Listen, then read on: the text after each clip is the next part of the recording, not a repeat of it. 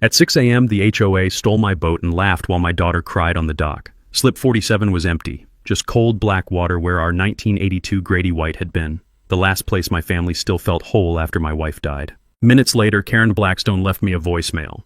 "Your eyesore violated community standards. Pick it up from impound, if you can afford the fees." She thought she was just bullying a broke single dad. What this yacht club princess didn't know was that I'd spent 25 years wiring marine tracking and power systems. So when that tow truck pulled away, it didn't just take my boat, it rolled straight into a trap I built for her. Before we go any further, comment where in the world you are watching from and make sure to subscribe because tomorrow's story is one you don't want to miss. Let me paint you a picture of my life before Karen Blackstone turned it upside down. Emma and I live in a small apartment overlooking Bayshore Marina. She's got type 1 diabetes, and 3 years ago her medical bills bankrupted us. I mean completely wiped us out. But we survived it together, and that Grady White became our weekend escape from the financial stress that never really goes away. Every Saturday morning we'd head out at dawn. Emma would make coffee in our old thermos while I prepped the tackle. The taste of salt spray mixing with coffee steam, the texture of that worn leather steering wheel under my hands, and Emma's laugh echoing across the water. Those were the moments that kept me sane. That boat wasn't just fiberglass and aluminum. My father, Miguel Rodriguez, was a Navy electrician who taught me boat restoration as our bonding ritual. I'd spent 4 years bringing that Grady White back to life, every wire and fitting installed with my own hands. I always wear his old Navy anchor chain bracelet, and I tap it when I'm thinking through electrical problems. It was tapping pretty hard that Tuesday morning.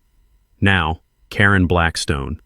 Picture a 54-year-old woman with bleached blonde hair, always dressed like she's about to host a yacht club fundraiser.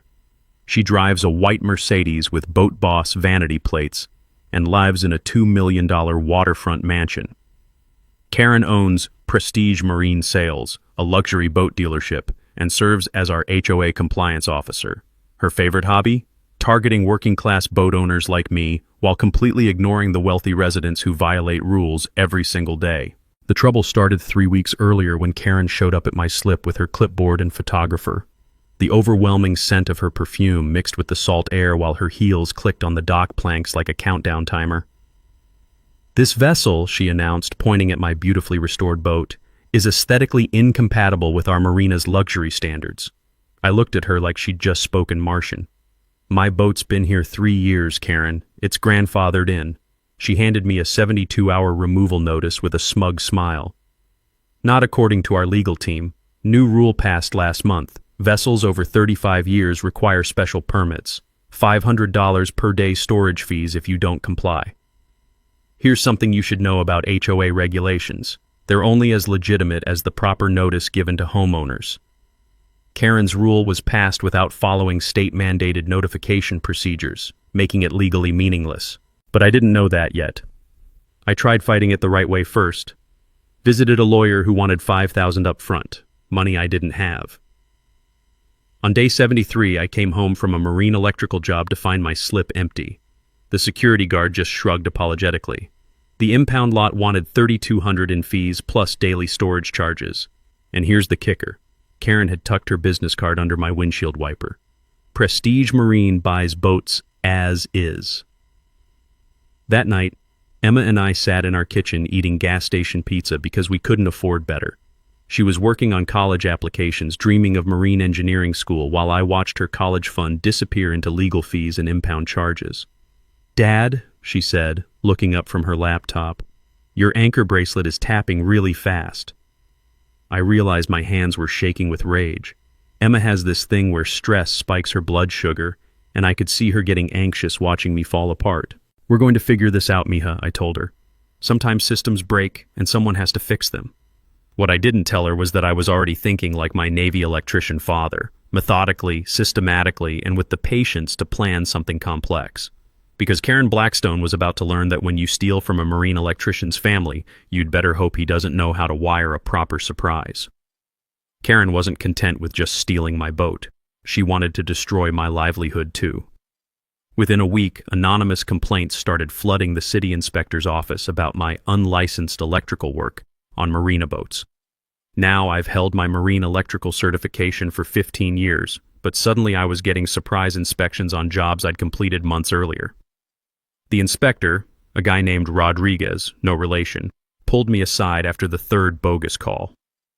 "Tank, someone's really got it out for you. These complaints are coming in daily, and they're all signed concerned citizen. Professional jealousy, maybe." Meanwhile, Karen was working the social circuit at the yacht club, spreading rumors about me being a dangerous felon who threatens property values. The woman has a gift for making lies sound like genuine concern. I lost 3 marine electrical contracts worth $8,000. $8,000 that was supposed to go toward Emma's college fund and getting our boat back. Emma came home from school one afternoon with her blood sugar spiking from anxiety. She'd overheard some yacht club kids talking about how their parents said I was probably a drug dealer or worse. "Dad, why are people saying these things about you?" she asked, testing her glucose levels with shaky hands. My union brothers at Local 443 offered to handle Karen for me. Luis Martinez, my electrical partner, put it pretty bluntly. "Tank, we could make her life very complicated." "You know what I mean?" I told them no. The last thing I needed was my union family getting in legal trouble because of my problems. But I wasn't sitting still. I started documenting everything. Photos of Karen's own boat with illegal dock modifications, unpermitted electrical work that would make an inspector weep. I discovered her dealership was using marina slips as unlicensed inventory storage, which violates about 6 different maritime regulations. Luis helped me access the marina electrical blueprints from when we'd done the main panel upgrade 2 years earlier. Here's something most people don't know. Marina electrical systems use master shutoff breakers accessible only to licensed marina electricians. Cut power to the right breaker, and every fancy boat in the marina goes dark. I also convinced Pete Lennox, one of the security guards who was tired of Karen's constant demands, to let me install a hidden camera in his friend's boat slip. Pete was fed up with Karen treating security staff like personal servants. 3 weeks into my surveillance, I hit the jackpot. The camera caught Karen and Derek Mitchell, the marina manager, meeting at Slip 23 at midnight. Derek was handing Karen a stack of cash while they talked in hushed voices. I couldn't hear the audio, but body language told the story. This was routine business. I spent that whole night reviewing footage at my kitchen table, coffee growing cold, Emma asleep on the couch with her homework spread around her. The taste of stale pizza from dinner lingered while I listened to waves outside our apartment window. The deeper I dug, the more corruption I found. Karen hadn't just stolen my boat, she'd stolen 8 others in the past year using the exact same fake violation scheme, and Derek was splitting the storage fees with her. Here's the thing about marina theft operations. They're only sustainable if victims can't afford to fight back legally. Karen was specifically targeting working-class families and elderly boat owners on fixed incomes, but she'd made one crucial mistake. She picked on a marine electrician with union backing, electrical access to the entire marina, and a teenage daughter smart enough to help with research. Emma started mapping out Karen's pattern using a color-coded spreadsheet that would make a forensic accountant proud. "Dad, look at this," she said, showing me the laptop screen. "She always files violations on Mondays, removes boats on Fridays, and lists them for sale the following Tuesday. It's like she's running a factory." That's when I realized Karen Blackstone wasn't just a petty HOA tyrant. She was running a sophisticated theft operation using her position as legal cover, and I was going to shut it down using the one thing she'd never expect: her own stolen boats turned into evidence against her. The plan was already forming in my head as I tapped my father's anchor bracelet and thought about the marina's electrical grid. Every boat in that marina was connected to power pedestals I'd helped install. Every pedestal was connected to breakers I could control. Karen wanted to play games with other people's pride and joy? Fine. But she was about to discover that marine electricians know how to make things very, very visible when we need to. 2 weeks later, Karen decided to target the one thing guaranteed to make me lose my mind: my daughter. It started with a bogus report claiming my electrical work had caused a fire hazard near the children's swimming area. The fire chief showed up at my job site looking embarrassed. "Tank, I gotta investigate this complaint, but between you and me, I've never seen better electrical work than yours." The real gut punch came when Karen got Emma banned from the marina facilities where she volunteered teaching kids how to sail. Emma loved those Saturday mornings with the little ones, showing them how to tie bowlines and read wind direction. But the worst part, Karen actually showed up at Emma's high school. Emma called me crying from the nurse's office. "Dad, This woman came to my chemistry class and told Mr. Peterson that you owe money that will ruin my college dreams. She said I should know what kind of man my father really is. I was 40 feet up on a mast installing navigation lights when that call came in. My hands were shaking so bad I had to come down before I electrocuted myself. Emma ended up in the hospital that night with a blood sugar crisis. Stress and diabetes don't mix, and watching your dad's reputation get destroyed while your college fund disappears is stress enough to hospitalize a 16-year-old. Sitting in that emergency room at 3 a.m. watching Emma sleep with an IV in her arm, I made a decision. This wasn't about my boat anymore. This was about protecting my daughter's future from a predator in designer clothes. The medical bill added another $2,800 to my debt. Meanwhile, Karen was posting Facebook sympathy messages about protecting our children from dangerous influences while wearing $300 sunglasses in her profile photo. But here's the thing about union electricians: we don't work alone. Luis Martinez stepped up first. Tank, whatever you're planning, I'm in. That woman messed with Emma. She messed with family. Maria Santos, a paralegal and mother of Emma's best friend, offered legal help after hearing what happened at the school. This Karen character crossed a line. Let me dig into her business records. Pete Lennox provided access to security footage showing Karen's after-hours activities at the marina. Turns out she'd been moving boats around at night using empty slips to stage her stolen inventory. Maria's research revealed something crucial. Karen's dealership owed $47,000 in unpaid marina slip fees. She'd been hiding inventory boats in stolen spots, avoiding the monthly charges while using them to showcase her fraudulent business. But the real breakthrough came when I started modifying the marina's electrical systems. Here's something about marine GPS tracking systems. They can be remotely activated using electrical grid access if you know what you're doing. I started installing tiny modification devices in the electrical pedestals serving Karen's inventory boats. Luis and I worked nights, using our legitimate maintenance access to the electrical room. The smell of salt water and electrical ozone filled that cramped space, while Emma's worried voice checked on us through phone calls. "Dad, are you sure you're not getting in over your head?" she'd ask. I'd touch my father's anchor bracelet and think about Miguel Rodriguez teaching me that sometimes fixing broken systems requires rewiring the whole setup. The modification work led to an interesting discovery. Bank records obtained through Maria's legal connections showed Karen had been double-selling boats. She'd sell the same stolen vessel to an unknowing buyer, then file a fraudulent insurance claim saying it was stolen again. My Grady White appeared on 2 separate sales receipts, once to a family in Tampa, once to an insurance company as a total theft loss. Karen was running an insurance scam operation alongside her marina theft business. But the biggest revelation came from Pete's security footage review. Karen wasn't just stealing from Bayshore Marina. She had similar operations running at 3 other marinas across 2 counties.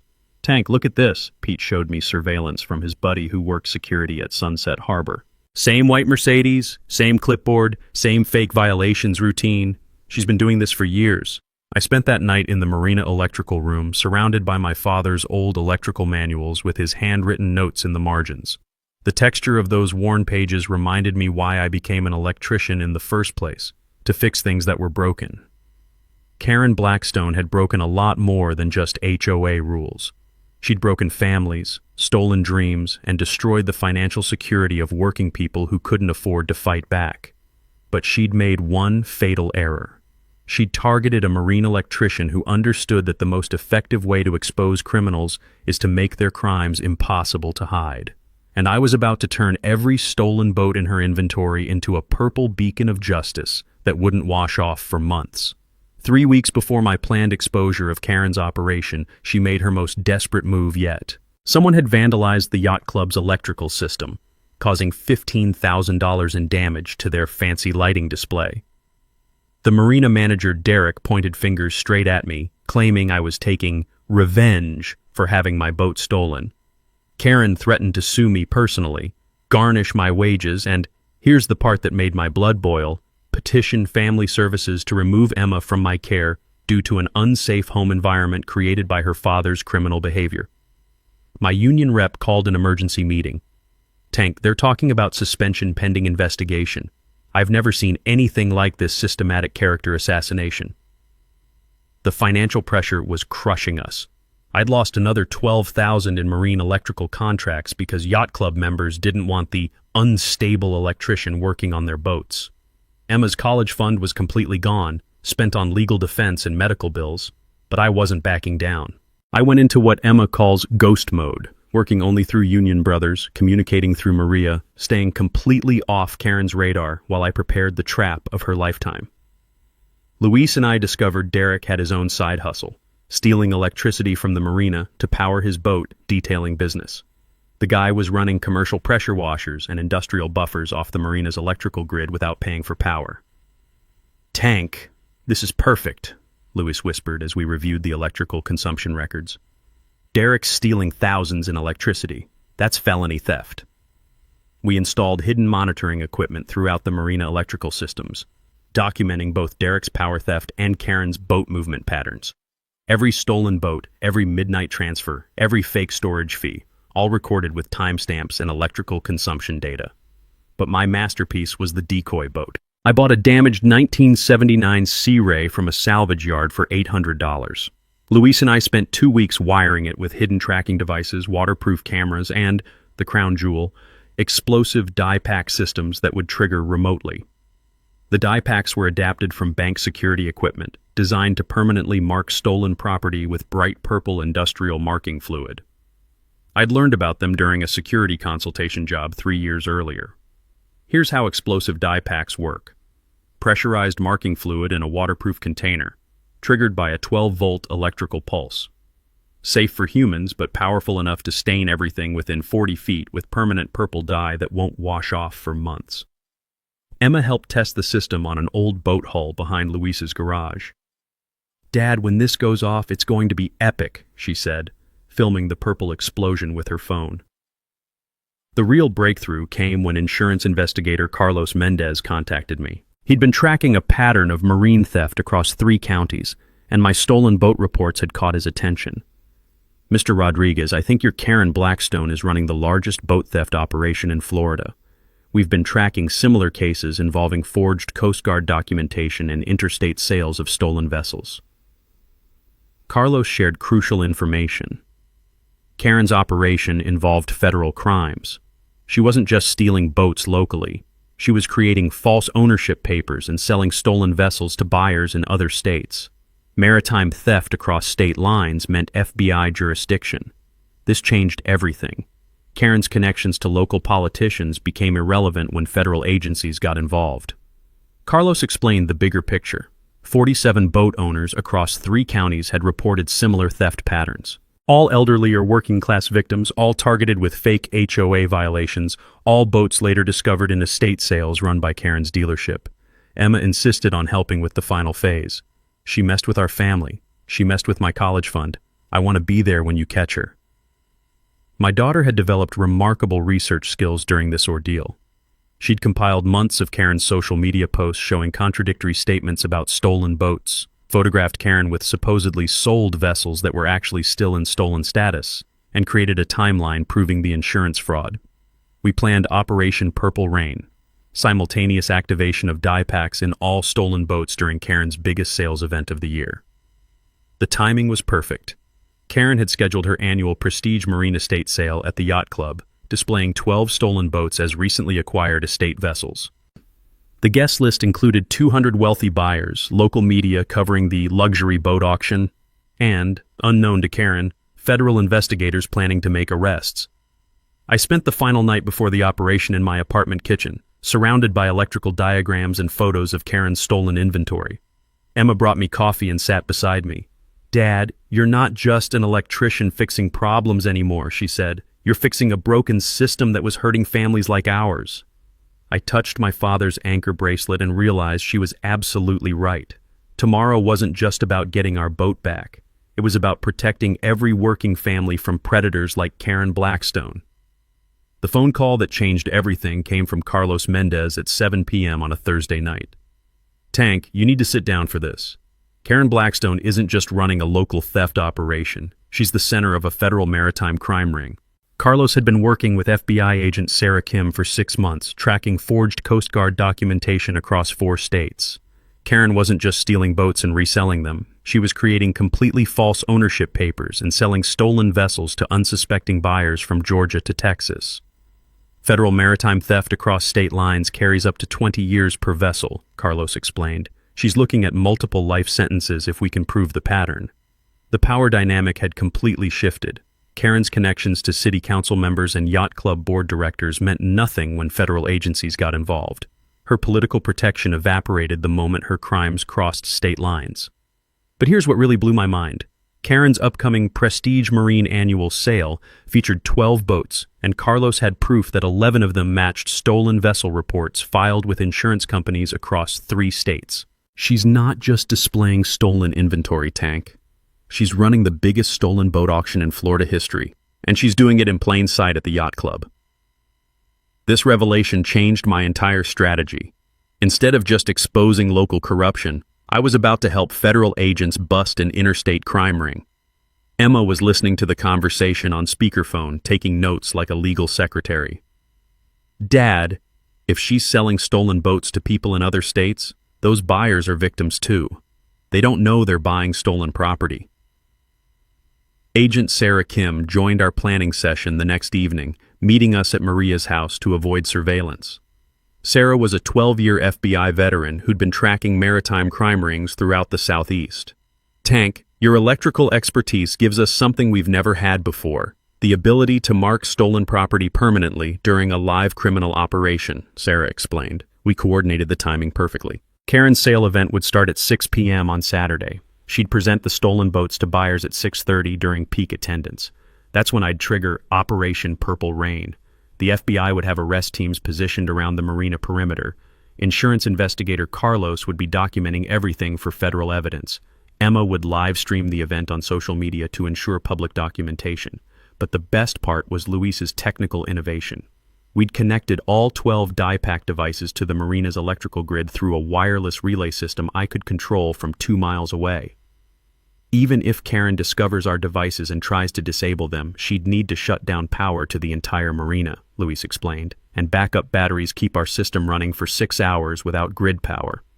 Each device was hidden in the bilge pump area of stolen boats, designed to look like standard marine electrical equipment. When triggered, they'd rupture under pressure and spray bright purple industrial marking fluid in 40-foot radius patterns. The psychological impact would be devastating. Karen's entire stolen inventory would be permanently marked as crime scene evidence in front of 200 potential buyers and local media. Translation: every stolen boat becomes a purple billboard advertising her criminal operation, Emma said, grinning. Agent Sarah confirmed that federal arrest warrants were ready for execution. Karen faced 31 federal counts including maritime theft, insurance fraud, racketeering, and conspiracy. Derek would be arrested as a co-conspirator. I realized this wasn't just about getting my boat back anymore. We were about to expose a crime ring that had stolen nearly $1 million worth of boats from working families across the Southeast. Karen Blackstone thought she was untouchable because of her wealth and political connections. She was about to discover that federal crimes don't care about yacht club memberships. The next 72 hours were the most intense of my life. Luis and I turned the union shop into a high-tech crime-fighting laboratory, working 18-hour shifts to perfect our Purple Rain system. We modified 12 waterproof die-pack assemblies, each about the size of a phone charger, designed to hide perfectly in boat bilge pump compartments. The devices contained pressurized purple industrial marking fluid, the same stuff banks use for theft deterrent, but adapted for marine environments. Testing was crucial. Emma and I practiced the activation sequence on a junked boat hull Luis brought to his backyard. The first successful test created a 40-foot radius of brilliant purple spray that would have made Barney the dinosaur jealous. Dad, this is going to be absolutely epic, Emma said, filming the purple explosion with her phone. Karen's white designer dress is going to match her stolen boats. Luis installed the wireless relay system, connecting all devices to a master switch I'd control remotely. The engineering was beautiful. Marine radio frequency transmission with a 500-yard range, backup battery power, and fail-safe mechanisms to prevent accidental activation. Meanwhile, Maria coordinated our legal strategy with insurance investigator Carlos and FBI agent Sarah. I wore a wire during a staged negotiation meeting with Karen, getting her to admit on tape that she'd been removing problematic boats to maintain community standards. "Sometimes you have to take decisive action to protect property values," Karen said, completely unaware she was confessing to federal crimes. "Boats like yours bring down the neighborhood." The financial calculations were staggering. Total value of Karen's stolen boats, $847,000. Federal maritime theft penalties, up to 20 years per vessel. Civil restitution to victims, $2.3 million. My personal damages included the boat's value, lost income from destroyed electrical contracts, legal fees, and Emma's medical bills from stress-induced diabetes complications. Total, $23,000 that we desperately needed for Emma's college fund. Emma's role in the operation impressed even Agent Sarah. My daughter had developed sophisticated social media documentation skills, creating multiple backup livestream accounts and coordinating with Pete, the security guard, to ensure optimal camera angles. "Emma, you've got natural investigative instincts," Sarah told her during one planning session. "Ever consider a career in federal law enforcement?" "I'm thinking marine engineering with a minor in criminal justice," Emma replied. "Someone needs to design better security systems for marinas." Luis recruited backup from our union brothers, not for muscle, but for technical expertise and emergency support. If anything went wrong with our electrical systems, we had master electricians standing by with replacement equipment. Pete provided crucial intelligence: yacht club floor plans, security camera blind spots, and patrol route timing. He'd also confirmed that Karen's stolen boats were being stored in prime display positions for maximum buyer visibility. The technical explanation for our operation was elegant in its simplicity. Marine electrical systems run on 12-volt DC power, same as automotive systems. Our die-pack triggers used standard marine battery technology to rupture containment vessels under controlled pressure. When activated simultaneously, 12 boats would erupt in synchronized purple fountains, creating the most visible crime scene in marina history. Any boat thief operating near water could be permanently marked using standard marine electrical supplies and security equipment. Our timeline was military precise. Saturday 5 p.m. Final system check from Luis's van positioned 2 miles away. 6 p.m. Yacht Club Gala begins. Karen starts greeting buyers. 6:25 p.m. Emma positioned inside with hidden cameras. FBI teams in place. 6:30 p.m. Karen begins stolen boat presentation to peak attendance. 6:32 p.m. I activate Purple Rain from remote location. 6:35 p.m. FBI arrests begin while purple evidence floats in marina. Working night shifts in the union shop created an atmosphere of focused intensity. The smell of machine oil and electrical flux mixed with the excitement of building something that would change everything. Luis cursing in Spanish when our first die-pack prototype leaked. Emma's energy drinks keeping her alert during technical discussions. The walls of my apartment transformed into a crime investigation center. Photos of stolen boats, electrical diagrams, marina layouts, and timelines mapping Karen's operation. Maria's coffee fueled our strategy sessions while the sound of waves outside reminded us why this fight mattered. Emma caught me one evening touching my father's anchor bracelet while reviewing our plans. "Dad, you're not just thinking like an electrician anymore. You're thinking like someone who builds systems to catch criminals." She was right. This operation combined everything my father had taught me about electrical systems with everything Karen had taught me about fighting injustice. We weren't just catching a boat thief, we were building a replicable system for exposing maritime crime rings anywhere in the country. The night before execution, Emma helped me pack the remote trigger device while reviewing our backup plans. "Tomorrow we get our life back, Dad. Our boat, our reputation, and my college fund." I realized this 17-year-old girl had become my partner in creating justice where the system had failed us. 4 days before our planned operation, Karen discovered we were investigating her. I was finishing electrical work on a 50-foot yacht when Derek approached me with a briefcase and a nervous smile. "Tank, I've got a business proposition that could solve all your problems." Inside the briefcase, $50,000 in cash and a typed document titled Mutual Resolution Agreement. "Karen feels terrible about the misunderstanding with your boat," Derek lied smoothly. "She's prepared to compensate you generously if you're willing to forget everything and move on with your life." I stared at that money knowing it represented stolen funds from dozens of families like mine. "Derek, you can tell Karen that some things aren't for sale." His friendly demeanor evaporated instantly. "Tank, you're making a big mistake. Karen has resources you can't imagine." 3 hours later, our apartment building's fire alarm started screaming at 2:47 a.m.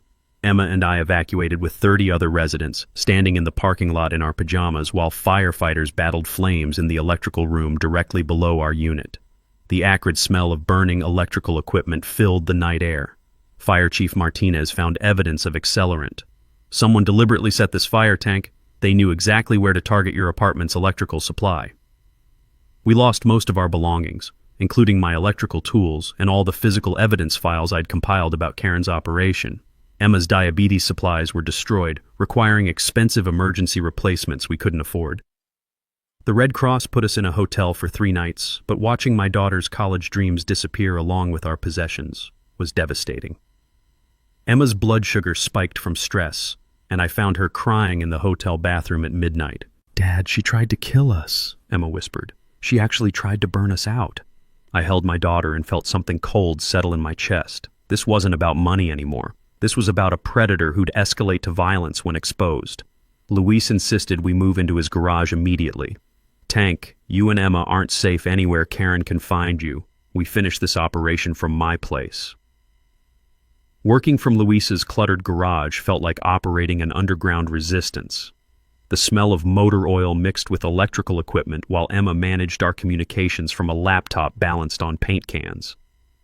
FBI agent Sarah confirmed our worst fears. Karen had hired a private investigator to follow me for weeks. The arson was meant to destroy evidence and intimidate us into silence. "She's desperate, which makes her dangerous," Sarah warned. "But desperation also means she's close to making fatal mistakes." I used Karen's surveillance against her. I led her private investigator to a fake evidence cache at an abandoned warehouse, while our real operation continued from Luis's garage. The arson investigation revealed something crucial. Derek Mitchell's brother-in-law had been hired as the arsonist. This wasn't just HOA corruption, it was a family criminal enterprise with multiple generations involved in maritime theft.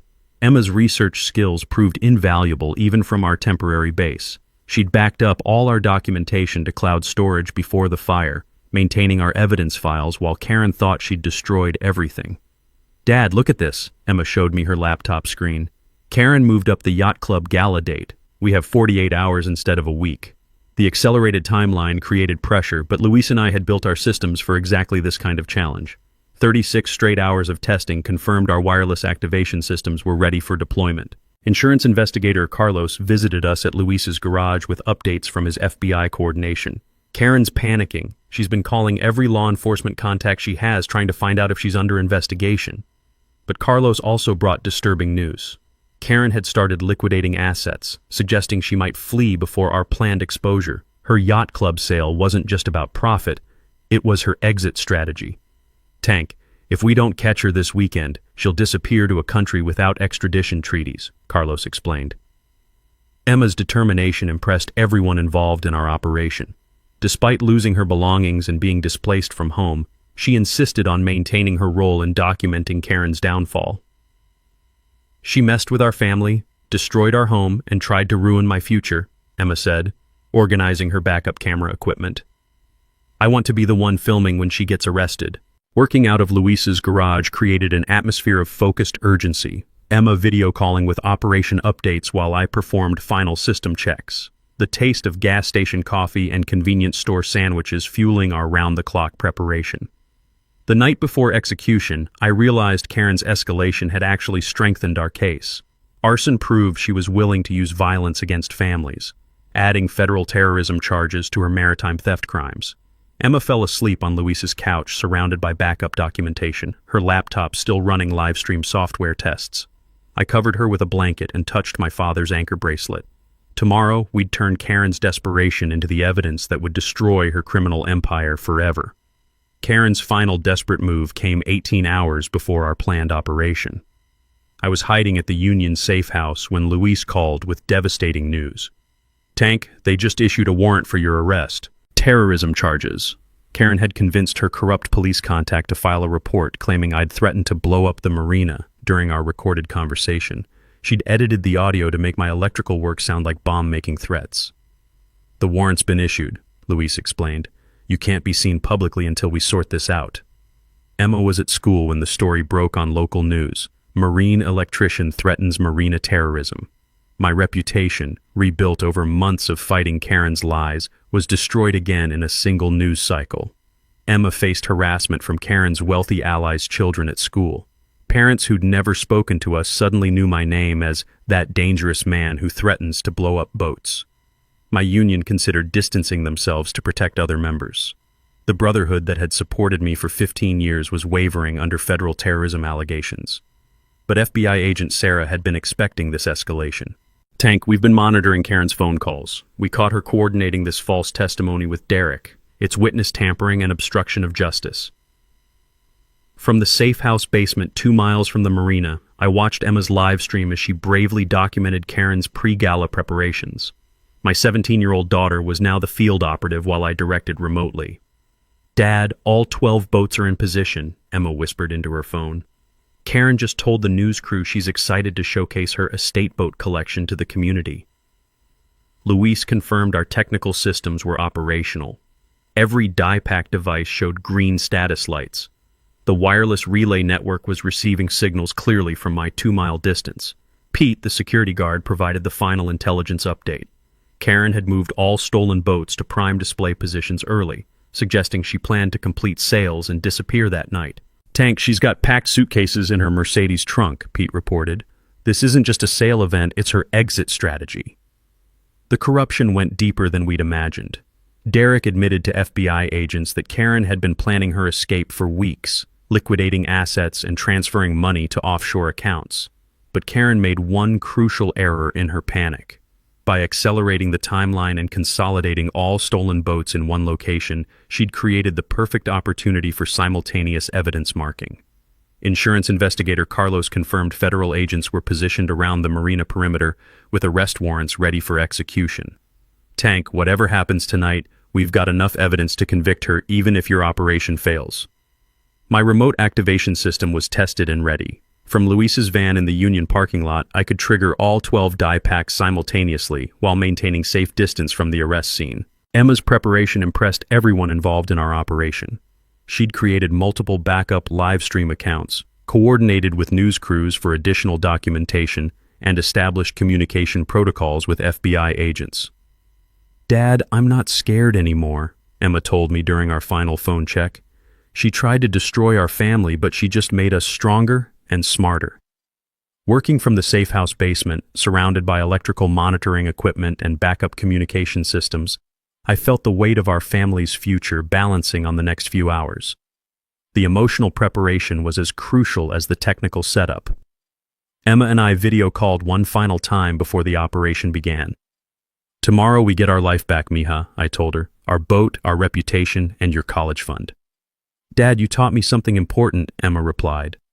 "Sometimes fixing broken systems means being willing to shock people who think they're untouchable." I touched my father's anchor bracelet and thought about Miguel Rodriguez, who'd taught me that electrical systems require both patience and precise timing. Tonight's operation would honor everything he'd taught me about fixing things that were broken.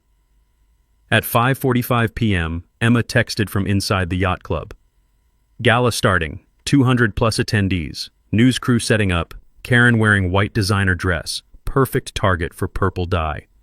Luis confirmed from our mobile command post, "All systems green, remote trigger responding perfectly, backup power supplies fully charged." FBI agent Sarah's final communication, "Federal arrest teams in position, execute operation at your discretion."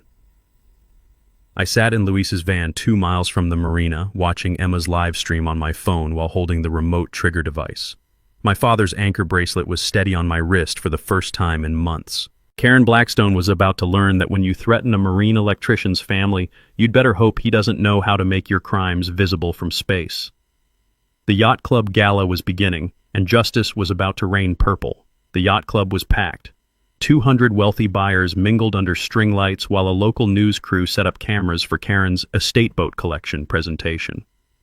I watched through Emma's live stream from Luis's van, my finger hovering over the remote trigger. My daughter was positioned near the marina dock with her phone, documenting everything for federal evidence. At 6:30 p.m. sharp, Karen took the microphone wearing a pristine white designer dress that probably cost more than my monthly rent. "Ladies and gentlemen, welcome to Prestige Marine's annual estate sale. Karen announced with practiced charm. These magnificent vessels represent the finest acquisitions from distinguished estates across Florida. She gestured proudly toward 12 boats floating in the marina like sitting ducks. My stolen Grady White sat in the center, surrounded by 11 other vessels stolen from working families across 3 counties. Each boat has been carefully selected for its craftsmanship and heritage, Karen continued, completely unaware that FBI agents were positioning themselves throughout the crowd. Emma's camera captured the scene perfectly. Wealthy buyers examining stolen boats while Karen played the role of legitimate businesswoman. The irony was thick enough to cut with a boat hook. "These vessels are priced to sell tonight only," Karen said, her voice carrying across the water. "Estate sales wait for no one." At 6:32 p.m., I triggered the system. 12 simultaneous explosions erupted across the marina like a coordinated fireworks display.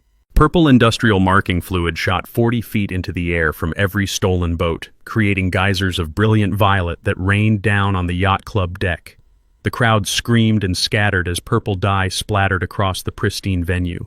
Karen's white dress was instantly transformed into a Jackson Pollock painting of criminal evidence. "What's happening?" Karen shrieked, spinning in circles as purple fluid dripped from her perfectly styled hair. The stolen boats floated in the marina like crime scene markers, each one permanently stained with bright purple evidence that wouldn't wash off for months. The visual impact was absolutely perfect. You could see those boats from the parking lot. FBI agent Sarah Kim stepped out of the crowd, badge raised high. "Karen Blackstone, you're under arrest for interstate transportation of stolen vessels." The news crew captured everything as handcuffs clicked around Karen's purple-stained wrists. Insurance investigator Carlos appeared with a clipboard, reading off hull numbers like a grocery list. Boat number 1 matches federal stolen vessel report filed in Tampa. Boat number 2 reported stolen in Jacksonville. Boat number 3... Emma's live stream was going viral in real time. "That's my dad's boat," she announced to her growing audience. "The one with the purple marking in the center. She stole it from our family." Karen was screaming about terrorist attacks and innocent estate sales while purple dye dripped from her designer shoes. The crowd watched in fascination as she transformed from sophisticated businesswoman to stained criminal. Derek, the marina manager, tried to slip away through the crowd, but FBI agents were ready. "Derek Mitchell, you're also under arrest for conspiracy to commit maritime theft."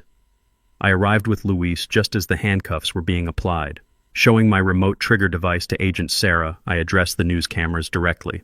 "Marine electrical work," I explained to the reporter. "Sometimes you need to make stolen property very visible to prove ownership."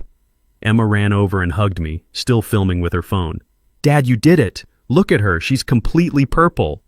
The most satisfying moment came when Karen, still handcuffed and dripping purple, tried to maintain her innocence.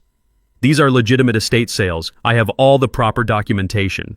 Agent Sarah held up evidence bags filled with forged papers. 47 counts of federal maritime theft, insurance fraud, and racketeering. Your documentation is about as legitimate as your business practices. Emma addressed her phone camera with teenage satisfaction. She said our boat was an eyesore that brought down property values. Now her whole criminal operation is a purple eyesore that won't wash off. My final line to purple-stained Karen was 15 years in the making. Next time you want to steal someone's pride and joy, make sure they're not a union electrician who knows how to wire a proper surprise.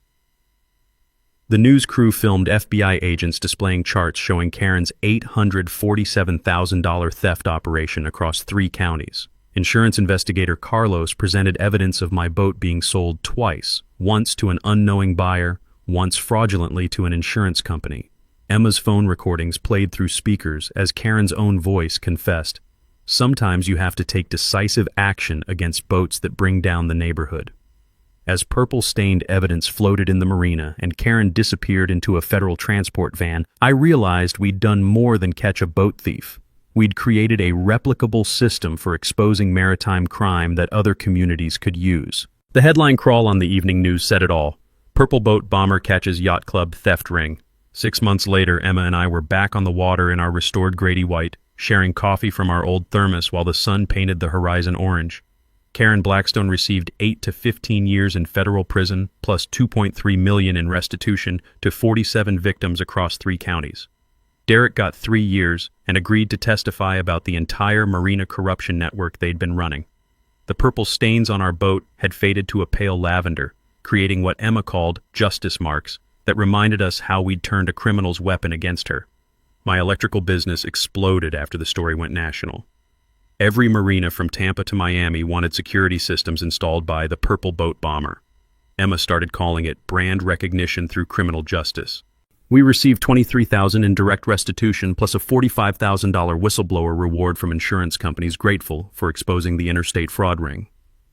Emma's college fund was fully restored, with enough left over for her to attend MIT's marine engineering program with minimal debt. But the money wasn't the real victory. The Union Local 443 gave me their Electrician of the Year award for creative problem solving in the face of systematic corruption. Luis framed the certificate and hung it in our shop with a note, for services above and beyond normal electrical work. The marina implemented new oversight systems preventing any single person from controlling boat storage decisions.